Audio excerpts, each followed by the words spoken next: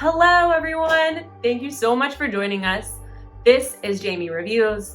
My name is Mary Beth, and today we are gathered here to bring you my first impressions of the HOKA Clifton Edge.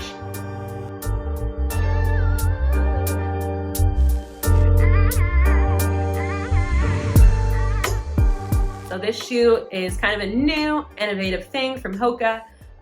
They say that they are taking their well-loved shoe, the Clifton, and just kind of sprinkling some fun little updates into it.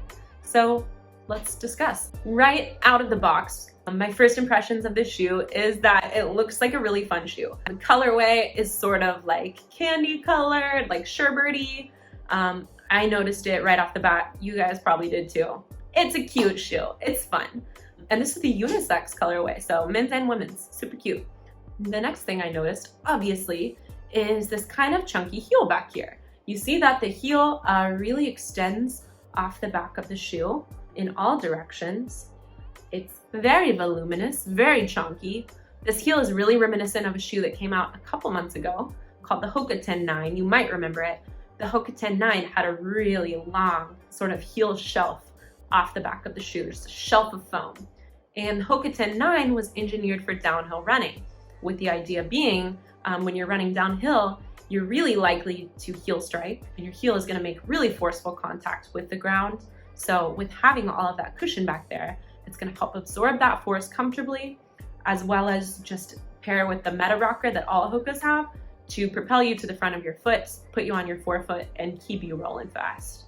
Obviously, we have a really toned down version of that here in the Clifton Edge, but with that in mind, just knowing that they're using some of that technology, I tried to take this on some hillier runs just to test this out on some steep descents and see how the shoe felt running downhill fast. I think that all runners know running downhill is kind of a scary experience. It always makes me a little bit nervous. You're really slamming your foot into the ground hard. And yeah, there's a lot of force associated with that. A lot of times you see runners kind of hold back on the downhills, but I really tried to just go for it in this shoe. And I gotta say, it is so fun to just send it downhill in the Clifton Edge. I felt super confident. All of this cushion in the heel just made it really easy to just get your turnover up and run downhill really fast. I didn't feel nervous at all about sending my heel crashing into the concrete because I knew there was all this cushion back here. I think that the shoe transitions to the forefoot really nicely. Just being that this is kind of a snappier material in the midsole, it really sends you right onto your forefoot and on your way. It was easy to run downhill fast in this shoe, and it was really fun. I felt safe and secure and protected, not only by the heel and the cushion in the midsole, but I also felt protected just up front here in the toe box. I don't know if you can tell, but the upper, just around that toe cage, is really reinforced. I believe it's with some stitching. It might be just a 3D overlay. I really enjoyed having that reinforcement up front in the toe box, just because if you do kind of go slamming into the front of the shoe, you're gonna feel protected. You don't get that feeling like, oh shit, I'm gonna bust through the front of the shoe. I felt really secure.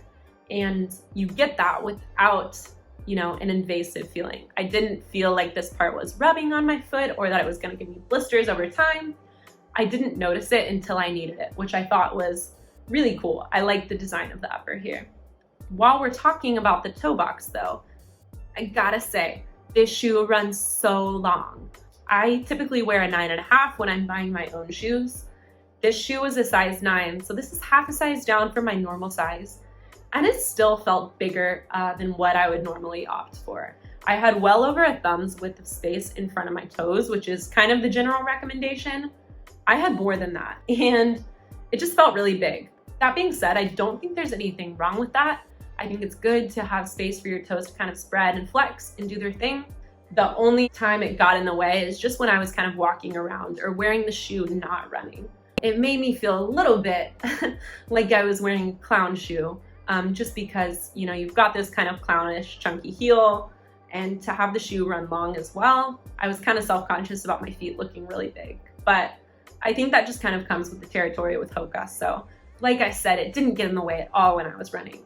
In fact, I kind of liked having it there when I was running in the shoe. And other people didn't seem to notice it either. I got a lot of compliments on this shoe, or people who were just curious about it and wanted to know what it was, or how they could get one. So I don't know, I guess it's a polarizing shoe. Some people love it, some people are gonna think it looks really wacky.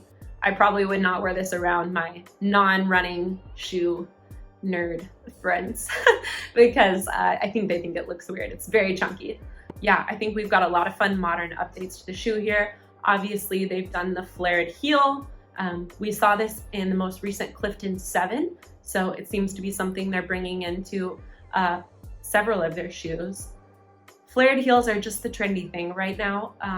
Nike's been doing it in the Pegasus for a while. We saw this flared heel pop up in the New Balance Beacon, the New Balance 1080. So I don't know, it's just the trendy thing right now.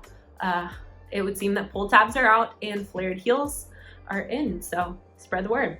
I like this flared heel. It's obviously very flexible and soft, so I think that even if you were worried about this poking you in the Achilles, it's just gonna flex right down, so it's not invasive at all. I like that they've paired this with a pretty firm heel counter. That's pretty par for the course for HOKA. That firm heel counter is gonna contribute to the overall stability of this shoe.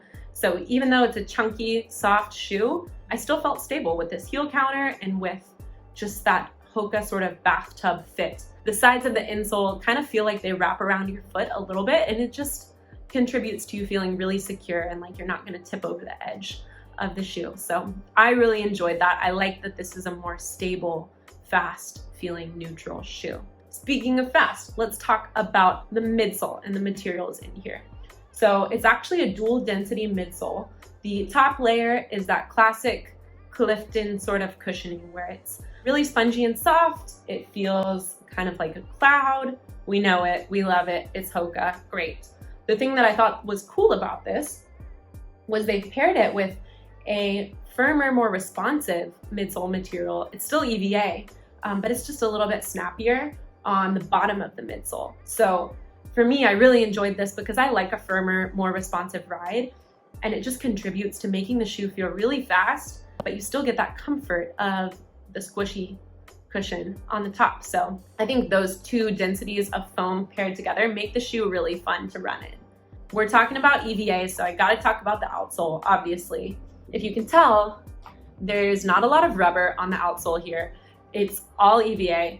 It is a ground contact EVA, so it's been engineered to be a little bit more rugged and durable, but you can see that I'm already getting some shedding and some flaking on that EVA, and I've taken this probably on 4 runs, less than 30 miles, so you are gonna see some of that happen. It's not the most durable outsole.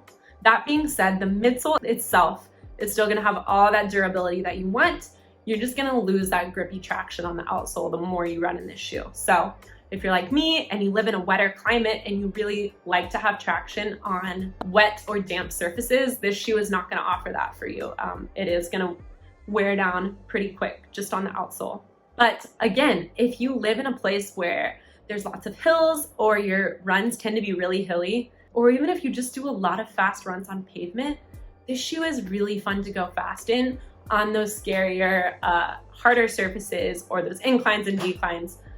It's just a shoe you feel really secure and safe in, and you still get all the benefits of a fast feeling shoe. If this is part of the Clifton lineup, this is the lightest Clifton since the OG Clifton, which is really fun. If you're looking for a lighter shoe from HOKA, this is definitely gonna be it. Obviously, a lot of that comes from losing that rubber on the outsole, but if you don't mind losing that rubber, it's fun to have something so light. So overall, I really like this shoe. You could probably tell. I think that this is a fun sort of update to a well-loved classic from HOKA. I think that they really are just using the shoe to kind of try out some new innovations with the heel ledge, with this more sleek, modern upper, and with that dual density midsole, as well as the flared heel. I really like it. I think it's fun. I think they've done a nice job blending a little bit of tradition and what we know we like with some fun new innovations. Well done. I would encourage you guys to give this shoe a try. I believe it drops this summer, so be on the lookout for that. But yeah, I'm curious to hear what you guys think, what your first impressions are of the Clifton Edge. Like I said, it's a pretty polarizing shoe, so is it too chunky for you? Is the heel freaking you out? What do you think? Let us know in the comments down below. If you haven't already, don't forget to subscribe to the channel. And I guess I'll just hit the outro. With that being said, don't forget to stay in school, support your local businesses, and if you can, please keep it tight. Okay, bye guys. I hope that you are well and that you're taking care of yourself and taking care of the people that you love. We'll see you next time. Peace out.